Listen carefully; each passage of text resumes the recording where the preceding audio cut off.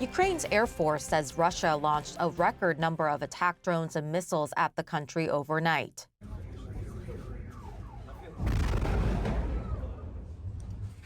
Thousands of residents spent the night in shelters, including in subway stations or underground parking lots, as explosions and the sound of drones echoed through the city during the attack, which lasted 13 hours. Ukraine's military says Russia launched nearly 540 drones plus 11 ballistic and cruise missiles in the early hours of Friday. The mayor of Kyiv says at least 23 people were wounded. The massive attack came just hours after Ukraine's president said a U.S. company will produce hundreds of thousands of drones this year for the country. This comes as the Trump administration pauses some weapon shipments to Ukraine. President Trump earlier gave an update on his efforts to get a ceasefire in Ukraine. I'm speaking to President Zelensky tomorrow, early in the morning, and I'm very disappointed with the conversation I had today with President Putin, because I don't think he's there. I don't think he's there. And I'm very disappointed. Well, it's not, I'm just saying, I don't think he's looking to stop. And that's too bad. This is Biden. This isn't me. This is Biden's war. It wouldn't have happened if I were president. It wouldn't have happened. Those comments came after President Trump said on Thursday that he did not make any progress toward a ceasefire during his lengthy talk with Russian President Vladimir Putin. According to Russian state media, President Trump talked about ending the war in Ukraine as early as possible. The Kremlin quoted President Putin saying he would continue to try to solve what he called the, quote, root causes of Russia's so-called special military operation in Ukraine. More now on President Trump's call with Vladimir Putin from CNN's Kristen Holmes at the White House. The White House did not provide any sort of readout of this call. However, President Trump, stopping to talk to reporters, said this. We had a call. It was a pretty long call. We talked about a lot of things, including Iran. And we also talked about, as you know, the war with Ukraine. And I'm not happy about that. Now, when pressed by a reporter if he had made any progress in terms of a Ukraine ceasefire, President Trump said they didn't make any progress at all. But again, no real readout from the White House or the president about what happened on this call. However, the Kremlin said that President Trump did bring up ending any kind of military action in Ukraine on Putin's part as soon as possible, which is something that Putin pushed back on, essentially saying that they would not be doing that, saying they were going to be sticking to their goals that addressed the root cause of the issues. The Kremlin clarifying that that meant that nothing was going to change in terms of their posture when it came to Ukraine. One thing that didn't come up on the call, we are told, is the fact that the United States had paused some shipments of munitions to Ukraine. That has been part of a notable shift that we have seen from the White House, from the Pentagon. However, White House officials said that this was part of a review that looked at all of military spending, looked at all of the aid that the United States provides to other foreign nations as part of where they are going for President Trump's agenda.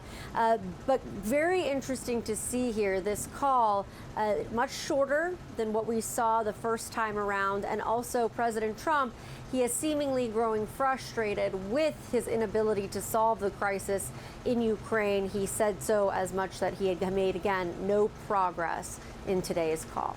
Kristen Holmes, CNN, the White House. CNN's Matthew Chance has more now on what information we can glean from the call between Presidents Trump and Putin. It's the sixth call that we know about that the two leaders have had. Nothing really substantial seems to have come out of it, except you get a sort of growing sense of the sort of quite courteous relationship between these two political leaders, President Trump of the United States and President Putin of Russia. But according to the readout from the Kremlin, they said that the issue of ending the military campaign in Ukraine, Russia's military campaign there, was raised pretty quickly in the conversation, but that Vladimir Putin essentially pushed back on it and said, look, we're not going to do that until we've achieved our objectives, our goals, the root causes, as he calls them. That's usually code in Russia for them ending any form of NATO expansion in the country, and also taking over the areas that they've already, formally annexed, although not yet completely control inside Ukraine. And so, look, I mean, essentially, there was pushback from the Kremlin to the White House, to President Trump, about this idea of them bringing to an end in short order their conflict in Ukraine. And from the White House side, doesn't seem to have been much in terms of consequences for that kind of defiance, that Kremlin defiance. Trump has not, for instance, increased sanctions, or he doesn't seem to have threatened Vladimir Putin with any consequences for his refusal to stage a ceasefire, for instance. Joining me now is Charles Kupchan, a senior fellow at the Council on Foreign Relations. He also served on the National Security Council for the Clinton White House. Thank you for being with us, sir. Good to be with you. So after this hour-long conversation between Presidents Trump and Putin, Yuri Yushakov, a senior Kremlin aide, revealed some details of what Vladimir Putin actually had said. Listen to this. Our president also said that Russia will seek to reach the goals it has set, that is, the elimination of the well-known root causes that led to the current state of affairs, to the current acute confrontation, and Russia will not back down from these goals. So, in other words, what Moscow is saying, it isn't willing to concede much of anything, which is directly at odds with the United States and comes without any sanctions or repercussions, it seems. Well, I think the good news is that Trump is talking to Putin. And if the war in Ukraine is going to end, it will take U.S.-Russia dialogue and diplomacy. The bad news is this is the sixth call between Putin and Trump that we know about, and no progress has been made in bringing this war to an end. In fact, the Russians have increased the scope of their bombing campaigns against Ukraine. And as you just heard from what Ushakov said, the Russians have shown no sign that they're negotiating in good faith, no sign that they are ready to compromise and back away from their effort to get at what they call the root causes of the war. That means rolling back the post-Cold War settlement, pulling NATO forces back from the Eastern Front, getting Ukraine to recognize the eastern part of the country as part of Russia. All that is a non-starter. And so we really haven't made any progress in the negotiations. And this Putin-Trump conversation came as the US pauses weapon shipments to the Ukrainians. And here's President Trump explaining why.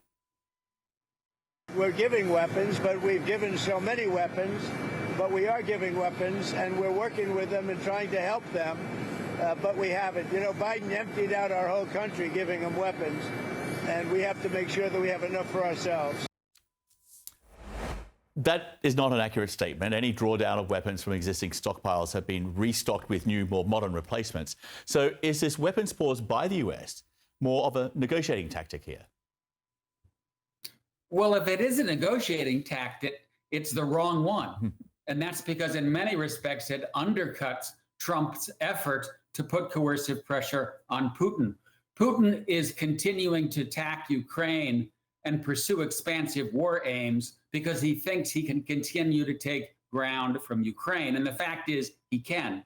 And so what Trump should be doing is saying to Putin, I'm going to increase economic sanctions. I'm going to increase the flow of weapons to Ukraine.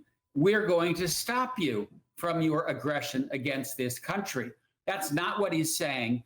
And what happened yesterday, the pause in the flow of weapons to Ukraine, is directly at odds with Trump's efforts to negotiate an end to the war. And when it comes to sanctions, the New York Times is reporting the US has imposed no new sanctions on Russia this year, unlike the previous administration, which imposed thousands of so-called maintenance sanctions targeting new schemes without continuous maintenance of restrictions. Russian workarounds actually can take hold. So in other words, over time, these sanctions become less effective, which seems to be the case here with Russia, which is why you need the new ones.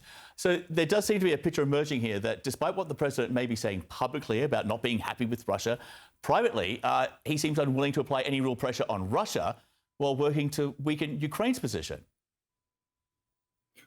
You got it right. I mean, basically, he has not yet said he's going to tighten sanctions.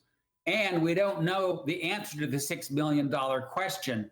which is when the $61 billion that Biden got out of Congress runs out, and it's going to run out this summer, is Trump going to go back to Congress and say, we need more money for Ukraine? If he doesn't, if he turns off the spigot, if there are no more U.S. weapons flowing to Ukraine, Ukraine is going to be in a very vulnerable position, and it makes it harder for Trump to get Putin to stop. And so I don't think Trump gets it yet. I think he came into office thinking that he could pick up the phone, call his bro, Mr. Putin, and tell Vladimir to stop. Well, it's not working. Now Trump needs to come around and understand that Trump will stop, that Putin will stop when he is stopped. And that means giving Ukraine what it needs to defend itself.